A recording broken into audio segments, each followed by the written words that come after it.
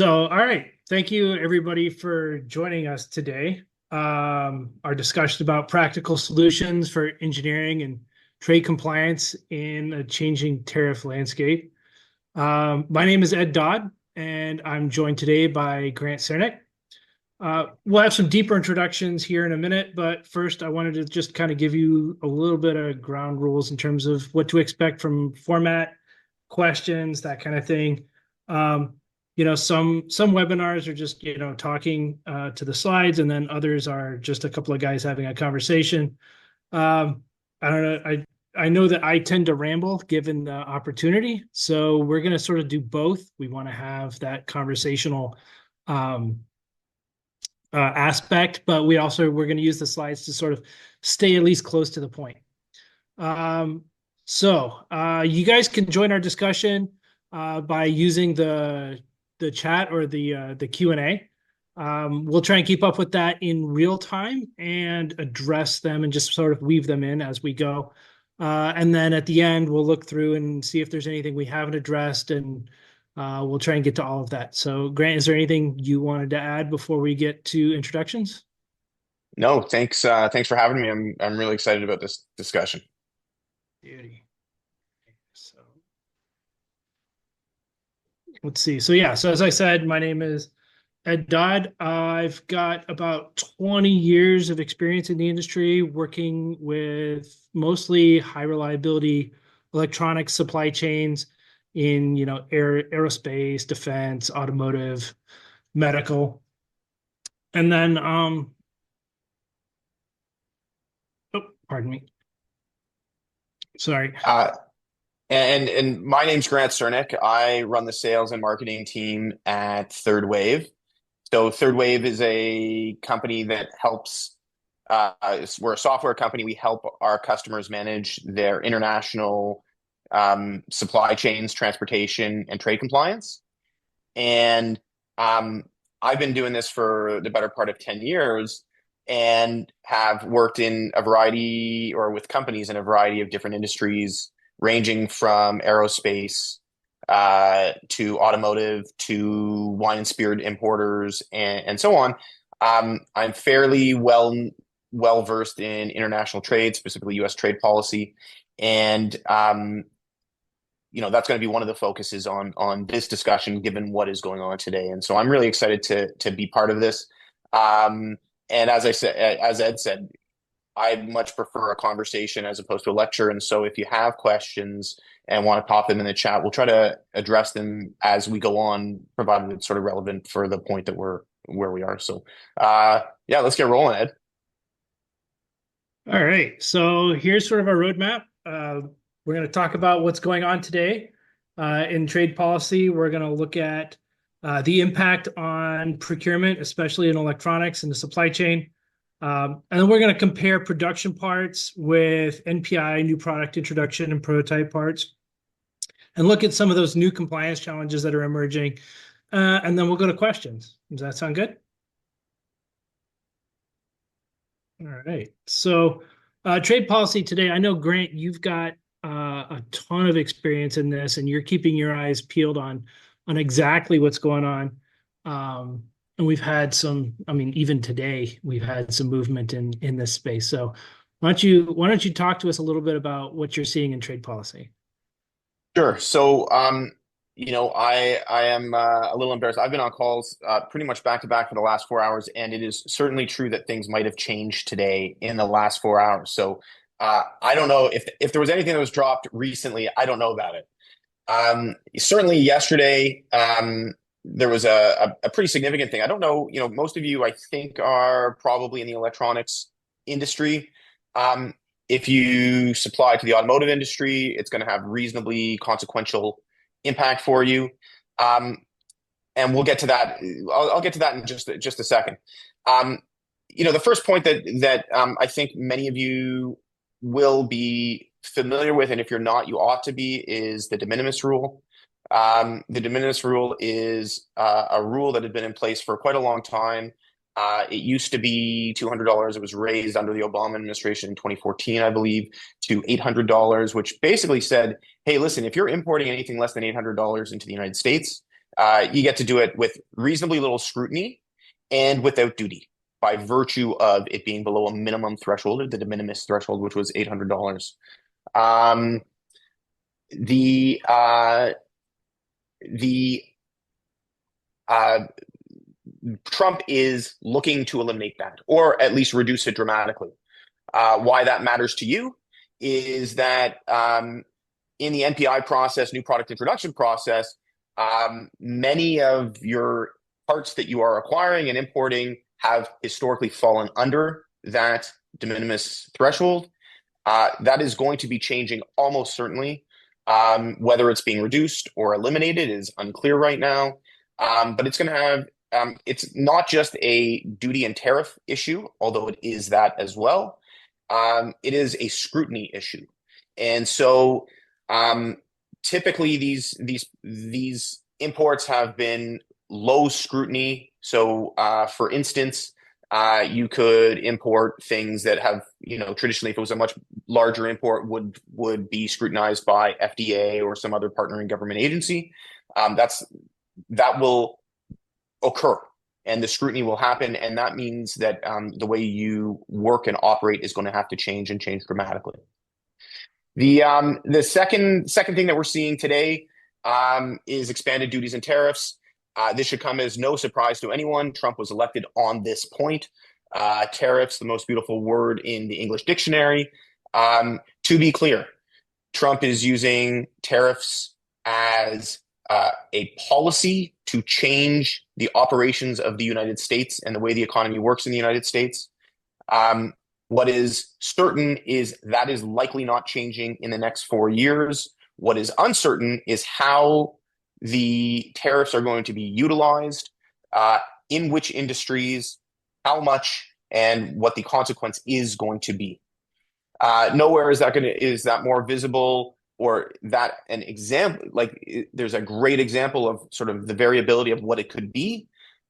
In the automotive industry, the executive order yesterday was a 25% tariff on all finished automobiles. Those are lightweight automobiles. There are a whole set of things, and also components such as engines, transmissions, a certain set of assemblies. I can't remember exactly which HTS codes they cover.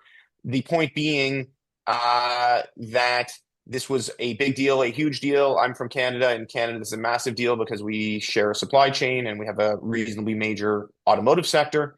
As it turns out, if you continue to operate under the principles of USMCA, you're exempt.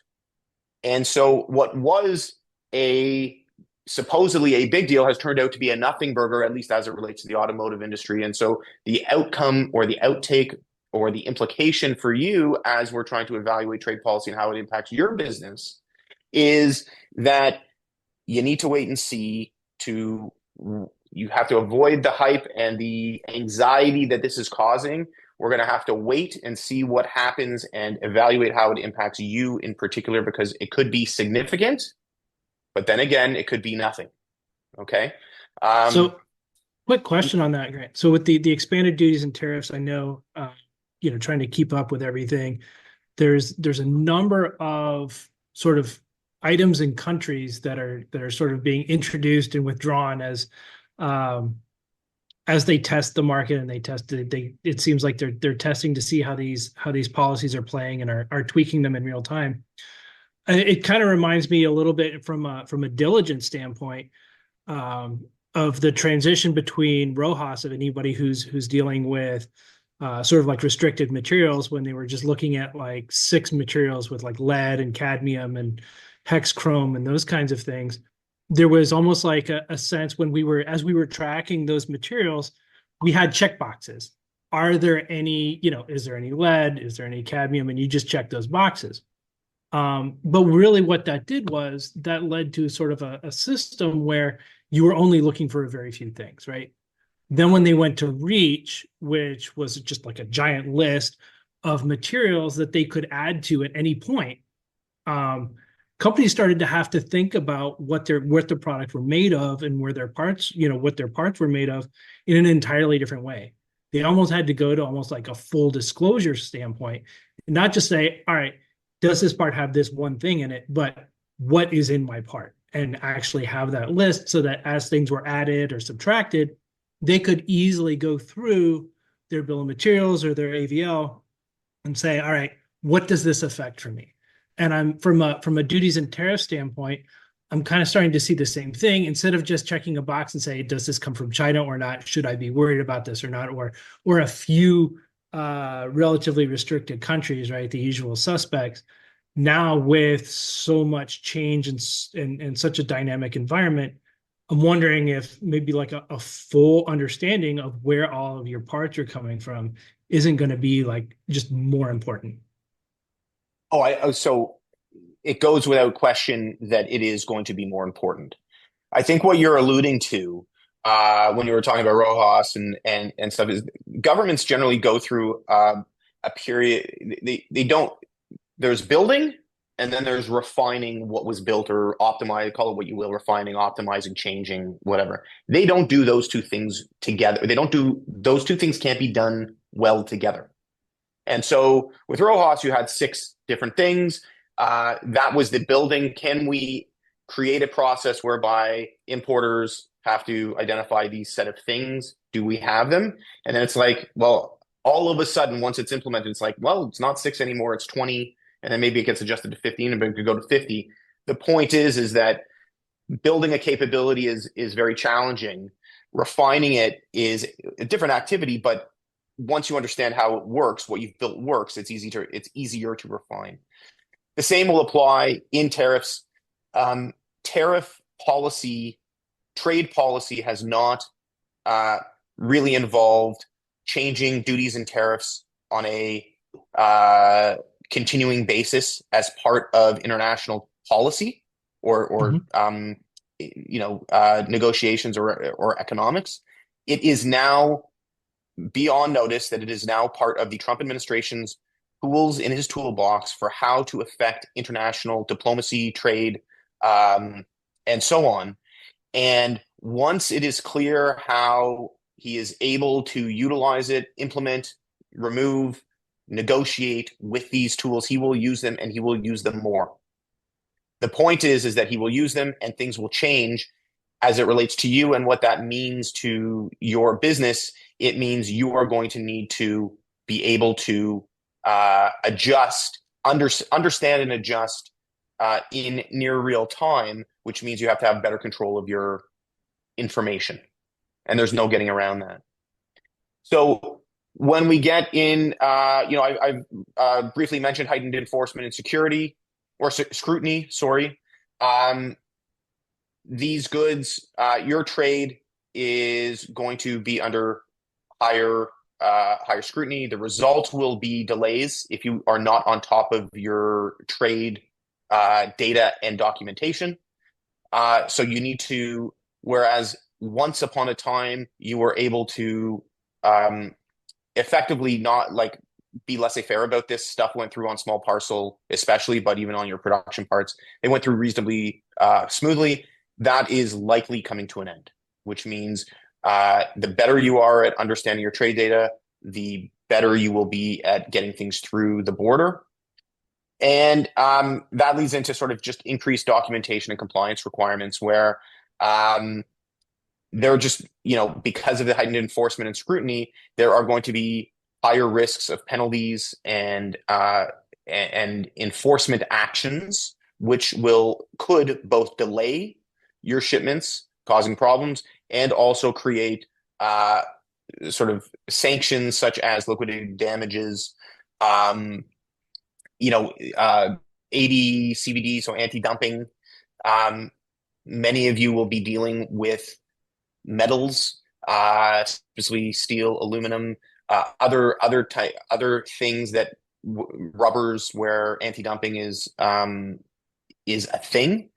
Again, if you don't need to worry about duties on those, if you're doing under de minimis, you will have to worry about these things, and the penalties are significant if you misrepresent. And so you have to know what is going on. All of this goes together to create an environment where if you do not understand what you are doing from a trade perspective, you are running a significant risk that is unacknowledged in your company that has consequences. So let's talk a little bit about how that affects the electronics procurement and supply chains, right? And you and I talked about this for a while before, as we were talking about how we wanted to approach this, and it seemed like a really obvious place to divide the concepts between production parts and MPI and prototyping, right? And from everything I've understood is that production parts typically have just this well-established process, right? The bills of materials are relatively refined. They're being tweaked here and there because of obsolescence or some small trades in terms of suppliers. But for the most part, they're pretty regular. They have relatively structured data, again, because they've had some time to settle in. Um, but I think the main challenges in terms of increased tariffs are going to be those delays, disruptions, and increased costs. But then the flip side of that is the MPI and prototyping world, where generally this is more of an uncontrolled process, right? You've got a bunch of engineers, and we'll look at this in a little more detail, but basically they're engineers who are just trying to get parts in order to make prototypes so that they can churn and make sure that they get their products to market. But that ends up being kind of, from a data perspective, when you compare it with the normal production part acquisition process, it's kind of a Wild West thing, right? And so, especially as it pertains to what you were talking about in terms of the de minimis potentially, being reduced or going away, that is going to really, I think, create delays and increase time, right? So Yeah. as you were saying, you can't ignore this anymore. Well, so that's exactly right. You know, one of the things that is important to understand is how your organization um, works with the international shipments. And my guess is, for many of you that work at reasonably sophisticated companies, you will have a trade compliance expert, specialist, or team that exists to help your company stay on side. Typically, they are focused on production, right? Where the organizational risk for being uncompliant is significant, because the consequence of being, non-compliant is really, you could lose your ability to import goods. It's not a right in the United States. So the in production, you're probably more familiar with your trade compliance team, and your international transportation team certainly would be very familiar with your trade compliance team. But the compliance world really does speak another language, and they have to deal with customs and trade and tariff, like, duties, tariffs, countries of origin. There's a whole language that they need to deal with, that the organization at least has a shot of being familiar with, at least being able to talk to them. In the MPI world, or the new product introduction slash prototyping world, you often have these designers and engineers that are, they don't know anything about international trade, and they're going to buy things, and things might, listen, it's very much akin to me working with my wife, where I live in Canada. She goes onto Amazon. She sees something she likes on Amazon. She ends up buying it for $6 or $8 or whatever, and then it gets to the border, and somehow we have a fee of $20 or $50 that we need to pay for this thing that she bought that was supposed to only cost $6, and there's no standing down from this thing. That's the kind of problem that you have with sort of this prototyping, but it's at scale, and it's done on a much broader basis, and it has much more dire consequences than having to pay just an extra $50. It has implication to a whole host of knock-on effects, from your prototypes are delayed, your project gets delayed, your introduction of that new product into the marketplace gets delayed, and that can be very significant. So the issue is really understanding and knowing that there's a team of people or a person that you need to be able to deal with, and using them to your advantage to eliminate this kind of problem, because they know what is happening and what is going on much more than you do, or your engineering team, or and so on. And so what you should come away from this is just understanding there are consequences. B, there are people within your organization that are expert in this, and that they are on your team. One point that I just want to make is historically, or I would say generally speaking in the industry, the trade compliance team is seen as, people that we had to hire because that's a requirement, and they always get in the way of stuff, and they're always telling you why stuff can't be done or can't be done a certain way. What they're really saying is there is a method, there are a set of rules that need to be accommodated, and if we do it properly, things will work to our advantage, and if we don't, there is a very high risk that things will not work to our advantage. And what we're really trying to do is keep you and our organization on side such that we can be successful into the future. And they really So are knowledgeable and great. that team that these companies have, or even if there may be a smaller mid-sized company that is working with maybe an outsourced company that's helping them through the customs and compliance process, having that holistic process and a data system, arming them with the right information is going to be critical, right? I've been thinking about this, and it's kind of like taxes, right? When you go to get your taxes done, right, the more you've got your documentation together and everything ready to go for them, the smoother it goes, right? If you only have half the data, you're going to have going back and forth as they're saying, well, do you have this? And I'm missing this piece of information. And so you kind of end up going back and forth looking for that stuff, right? So having a holistic process, I think here is going to be critical to making sure that you're arming those teams that are helping you through the process do that, right? And that's kind of why we're here, right? We acknowledge that there's been a lot of ink spilled on this, and everybody's been talking about the tariffs and gnashing their teeth. And I haven't seen a lot of sort of like, how do we protect ourselves? How do we reduce this risk? How do we make this a little more, palatable and better? And so that's what we're here to talk about today. And so when we think about that challenge with data and making sure that you've got everything for the compliance team and the customs team to work with, right? Especially when you've got the production parts where a lot of times people are hand jamming, all of the various pieces of information, your supplier data, your parts data, your orders, the purchase orders, the quotes, and the receiving documents, and everything else that you're getting, the shipping documents, having to put that into your ERP manually in production, right? Volume is challenging. But then you think about like NPI, where they don't really have that same sort of labor structure or data discipline, because they're focused on making parts, right? Having a system, something like what Cofactor provides, where they take that those parts and purchasing and receiving data, uses AI to like pull all of that information out, structures it, and makes sure that everything from the compliance data and the purchase order data and everything else is set up in that ERP. I think then that makes it so much easier when you start having to deal with those surprises where you get like the notification that parts that you've used to been getting, like you said, you buy them on Amazon, they get shipped, they come in, right?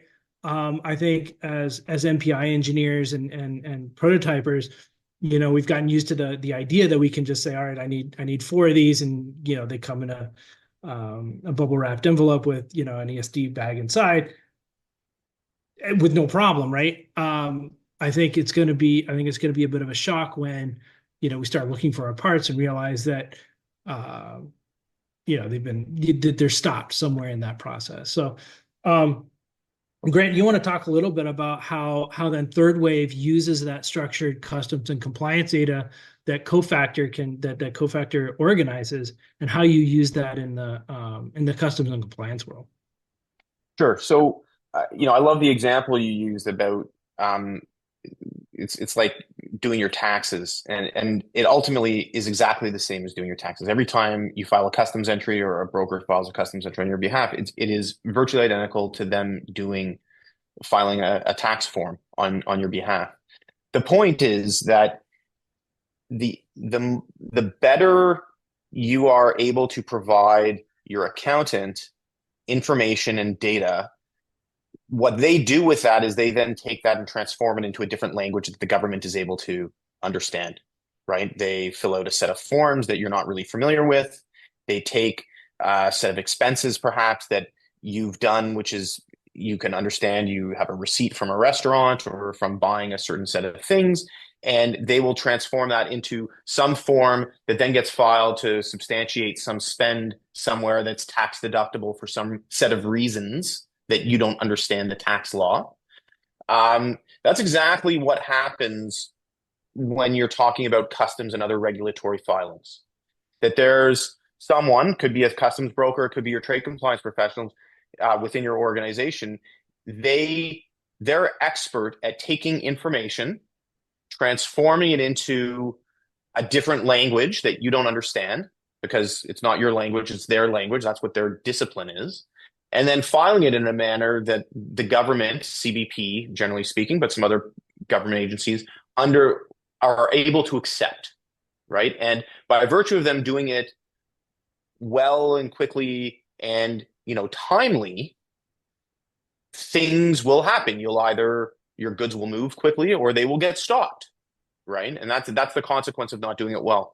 So what Cofactor does is Cofactor is able to source all of the data that is required around the parts that are moving on a bill of material or whatever, organize it in a way that makes sense, pull it all together, and they have a whole set of tools from anything from programmatic language to AI that pulls the data exactly right.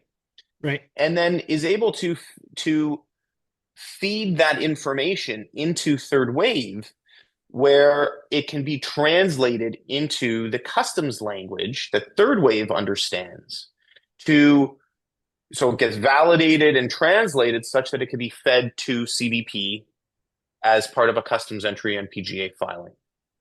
And so, when we're talking, about what the benefits are, they're numerous. One is that they move faster. Everything just moves faster. You have all your data from, utilizing Cofactor, and that data can then be transferred to Third Wave and translated and moved to CBP very, very quickly in the right format. You have improved reasonable care. Reasonable care is the term that is used by customs when they come in for an audit to ensure you have an obligation to provide or to have a certain amount of due diligence on the movement of your parts so that you're reporting appropriately and accurately, and the CBP understands that you're doing it to a certain level of reasonable care. Your level of reasonable care increases quite dramatically by using both Cofactor and Third Wave. You get a better understanding of what your cost structure looks like, both from a freight and from a duties and fees perspective. So that becomes transparent to you. The better you are at this, the faster your goods are moving through customs. And most importantly, probably than all of this other stuff, is that the velocity of your supply chain and the speed at which you can analyze what is going on increases very, very dramatically, because all the data is structured and made available to you so that you can make smart decisions as you move forward. Do you have anything you want to add to that? No, I think that's spot on, right? I mean, our job really is to make buying and sourcing parts easier, right? We identify the right suppliers. We make sure that all of the country of origin data comes through. We populate everything. We make sure that, I mean, regardless of how your supplier provides that data, we can take that out and make sure that it fits into your systems of record in really structured ways that then Third Wave can then extract and use. And I think you're spot on about increasing the velocity of getting those parts in. Do you want to talk for a minute about the process itself, about what happens? I know that some of our audience members might be a little bit new to the process and would be interested in exactly what's going on here. Yeah. So this is a very, very high level diagram of a process. We're going to dive in a little bit deeper in just a second, but basically, listen, here's what happens. In a typical import process, you have a PO that gets issued. So this gets issued from your ERP. It then goes through an inbound transportation move. So this is, I'm really talking about if you're importing goods, right? And you have to keep in mind, if you're buying domestically, you go onto Amazon, you click a button, and it, arrives 6 hours later, right? But when we're buying internationally, it's going to go through some kind of transportation process. Oftentimes, especially in your world, you're using small parcel, so DHL, UPS, USPS, FedEx, and they have a process to deal with these international shipments. So it's what's going to happen is it goes through a trend. It's going to get on a plane. It's going to fly somewhere, maybe to Alaska, maybe to somewhere in Wyoming or something like that. Go forward one. And then what happens is it's going to sit in a cage until it passes through customs and the regulatory approvals. Okay. And what happens, there's a whole process within the small parcel world. There's a whole carve out within trade regulation for small parcel where they're going to file a manifest and they have the value of it. And provided that value is less than $800, basically everything moves through. And then we get to some more inbound transportation. So now you're in Alaska and now it's got to get to your house. And then finally, you're going to receive it in your warehouse. And that's like a pretty standard sort of process. What I want you to focus on is that when it's in the transportation rectangles or process, your parts are moving. They're moving and you don't really have to worry about things. But when they get to customs and the regulatory, your parts are stopped. Okay. And if you run into problems here, they are stopped for as long as it takes for you to resolve the problem. And here's the big problem.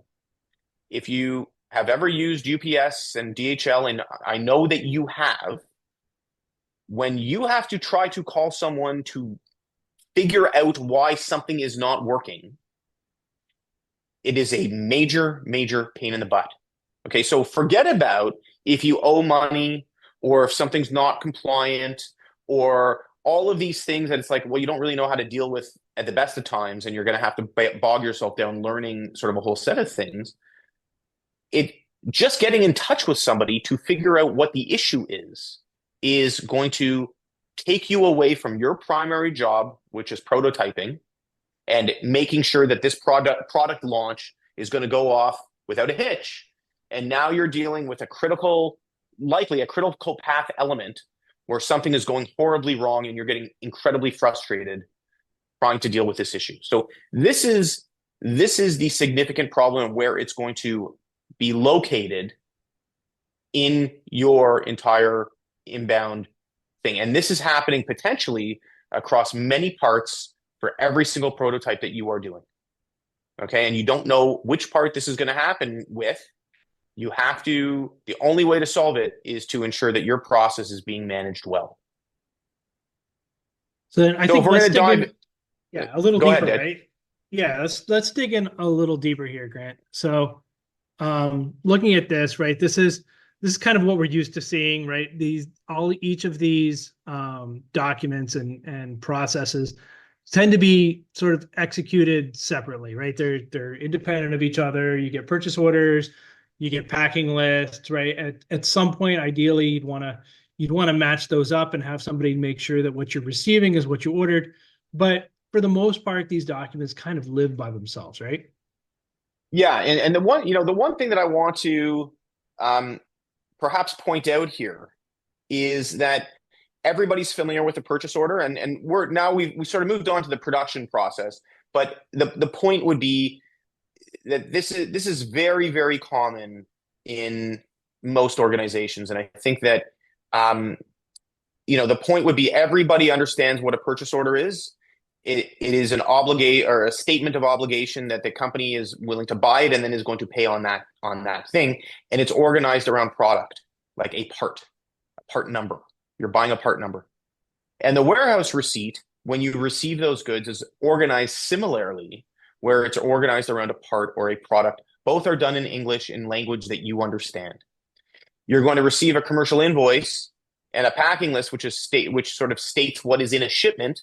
And those are also done in English, and you understand what those are, and you're going to get an ASN or an advanced ship notice that defines what the shipment is looking like. Is it in this parcel, that parcel, or is it in this container or that container, or this air shipment or that air shipment, right? Right.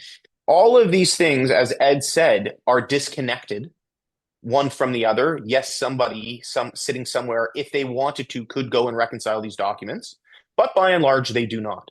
Okay, and so most companies do not have a system, and you might be sitting there saying, yeah, but we have an ERP, and ERPs are great for a whole bunch of things, but even your ERP has a hard time doing this activity. Okay. Right. Well, I mean, And the ERP requires somebody to actually hand code each of these things in a way that the ERP can make those connections, right? And that's kind of where cofactor comes in, right? It takes each of these items and pulls the relevant information, makes those connections, and then feeds that into the ERP in that way that ensures all of that data is sort of set up and structured, right? So then this is those top two sections, right? For the documentation from the forwarders, the purchase orders, whether that's coming out of your ERP or you've got a separate application, or you get cofactor to do that for you. All of that information is collated and organized, right? So those top two bars are where cofactor shines, and then that again, so I'm assuming like that bottom box is where third wave starts to operate, right? so it does. And the point, but just before you click the next button, Ed, these files on the bottom right, PGA files, ISFs, and customs entries, are all documents that need to be filed with customs. And the point that I want to make right here are that they're done in a different language.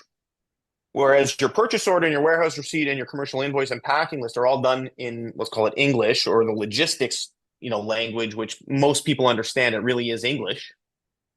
The PGA files, ISFs, and customs entries are done in a totally different language that you do not understand. Okay. And so from a data perspective, they need to be pivoted around the product, which is in the product master, to be represented consistently in a different language. And so if you click now to just advance it, there's a whole lot that needs to happen under the hood of what Third Wave is doing. But if the information is appropriately organized, by an application like Cofactor, then the data can automatically be fed into Third Wave and automatically converted into this other language. And things are done compliantly, automatically, and at the speed of business, such that you get to sit back and just watch your supply chain operate. And again, the consequences of doing it this way are significant, and we'll talk about those in just a moment.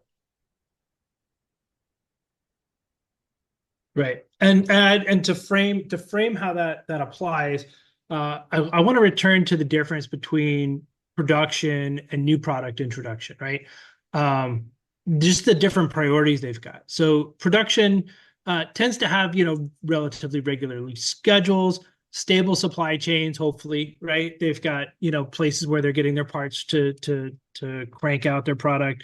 And they're really concentrating on lowering that unit cost, making sure that they're optimizing their supply chain, hitting their production schedules, but also making sure that as they're pulling these parts in, they're getting them from the suppliers they can get the best cost out of.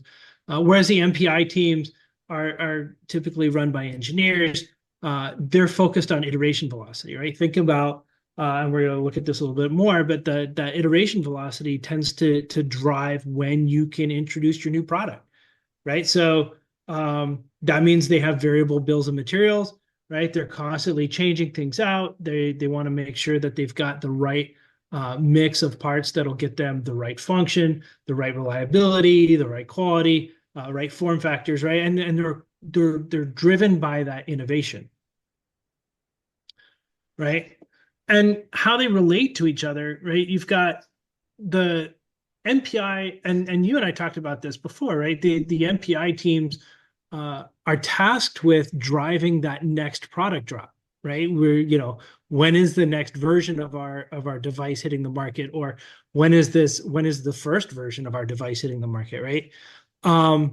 So a lot of times the priority is to leave those guys alone, let them iterate, let them develop their products, accelerate that process, right? And yes, 80% of component selection gets locked in during that process, right? And purchasing and compliance have perennially wanted to be at the table during component selection. But, like you and I said, there's a resistance from management where management says, look, leave them alone, let them get to market. And then purchasing and compliance can come in afterwards and deal with things like cost and reliable sourcing and supply chain management, right? So they tend to be a little more reactive during that handoff. But for the most part, the NPI team is used to just sort of thinking about speed, right? And so we've got those new risks that we're talking about to, getting their parts on time.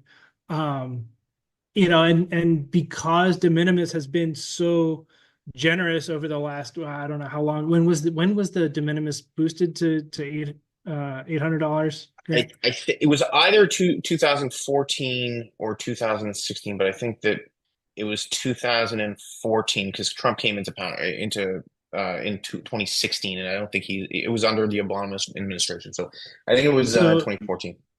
so yeah, so that generous de minimis level has meant that nobody's had to worry about it. So from a management standpoint and from a compliance standpoint, letting the engineers order their parts and get them in whatever way, in whatever capacity they can, in order to accelerate their process has been fine, right? Nobody's had to deal with those kinds of things. But now with de minimis changes, right? Now there's going to be customs changes, and you're going to have teams that are used to just ordering parts, getting them in, feeding their process, driving their process. Now they're going to stub their toe on this thing that they're not used to. And then, they're going to get, like you said, they're going to have to call a phone number at UPS or DHL. And that bureaucracy is really unfamiliar, right? And from an NPI standpoint, this could be like especially damaging, right? And because when you think about like the traditional cycle, right, the NPI cycle, right, design, build, test, break it, learn something, design it again, build it, test it. Actually, like there's that hidden section that has to be done between design and build in that source, right? You've got to get the parts to build your prototypes in order to test them, right? And if you've got customs delays going on throughout that process, right, you can multiply those delays and those challenges by the number of iterations you do, right? And I know a lot of companies, typically average between 2 and 4, right? So if we think about that from like a product launch schedule, right? You've got, kind of this notional Gantt chart here that's you get the design, you source it, you build it, you test it. You want to get it into test. A lot of your reliability tests are 1,000 hours, 2,000 hours, especially in high reliability world, right? In order to qualify those assemblies, you've got to make sure that you're hitting your test schedules on time in order to iterate quickly if you're going to make your release, right? So now, if your sourcing is longer, right? You've got a compounded timeline just because of that. But now think about all of the downstream factors that those delays could affect, right? If you've got a manufacturing window for your prototype at your CM and you miss that manufacturing window because you can't get them parts on time, and they fill that window, now you've got to go and find another place in their schedule, right? So you can get like manufacturing scheduling delays compounded on top of that. So the bottom line here is that if you start to see these delays in prototyping, you've got, you could start to see them sort of extend out and cause some longer term challenges, right? So basically the hardest part of that is that the NPI purchasing data tends to be the least structured and the least disciplined, right? And then time spent asking the engineers to sort of refine that data and be more diligent about all of the data capture and everything else is really time that you're asking them to spend not doing the engineering part of things, right? And then on top of that, engineers aren't trained to deal with customs, right? They don't tend to be um, good at dealing with those kinds of bureaucracies, right? That's why we have uh, compliance teams that you, like you were talking about, Grant, that work well with them to go forward, right? The challenge though is that because that data is not really that well structured, the customs and compliance teams don't really have that visibility. They're going to be looking for the data they need to get the parts unstuck. And if the teams aren't using a data structuring tool and an automation tool like Cofactor, they're going to end up having those back and forth and really extending their challenges, right? So if we tie the automated purchasing and data structuring with the third wave tools that sort of automate the customs and regulatory applications, then we start to see the de-risking and keeping the velocity that we're used to seeing in the prototyping parts acquisition, right?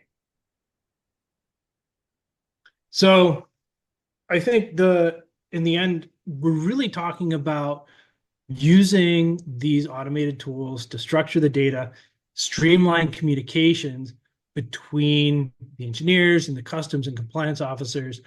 Cofactor can take all of that information automatically and then feed that into third wave, right? Which can then inform the customs and compliance officers, whether that's your internal team or if you're outsourcing them, which basically keeps your parts moving.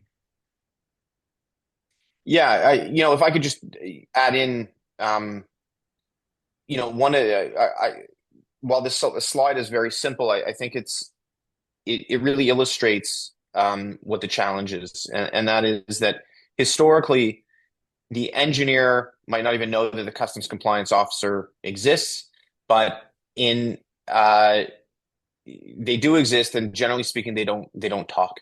And what and if they do talk, they don't really talk the same language. And what I want to just emphasize is that the trade compliance team within your organization is your friend, and their whole reason of being is to ensure that your company stays on side and that your critical parts continue to move as frictionless as possible.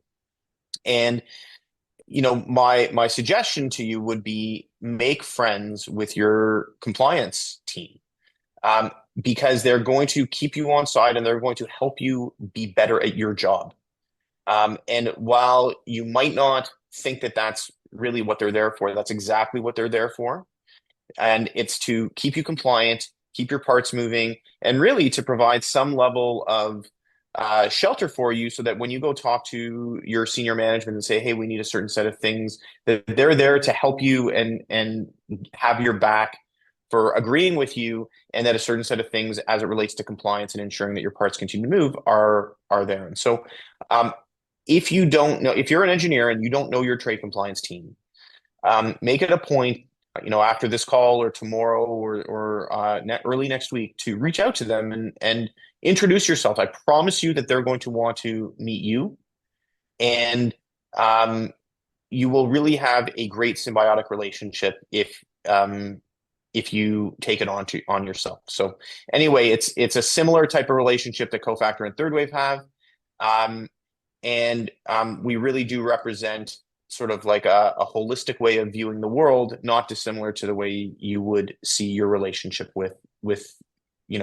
the engineering and the trade compliance team. So anyhow, Ed, I don't know that I have anything more of consequence. What do you have in sum? No, I think that pretty much says it all. We can go to questions. So if you have any questions, I think there's a question and answer section in the webinar. So I've got one here. So Grant, how would engineers be notified if their parts were stuck at customs, right? Because this is going to be one of those things that is probably not going to be something they're going to be looking for.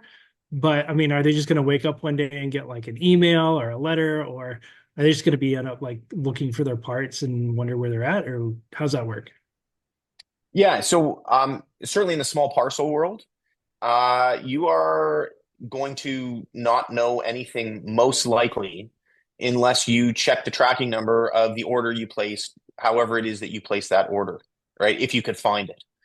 Um, what ends up happening is that either the the customs broker at UPS knows what they're doing and is able has the it's not whether they know what they're doing, they do know what they're doing, whether they have the information at their fingertips to clear your shipment, or they don't. And if they don't, they're going to put it in a hole, like in a cage, and it's going to sit there, and it's going to sit there almost indefinitely until you, as the engineer, go and say, wait a second, I ordered something. I'm sure I ordered something, and find out, wait, I did order it. It was shipped on this shipment. And then you find out, oh, this was done on UPS.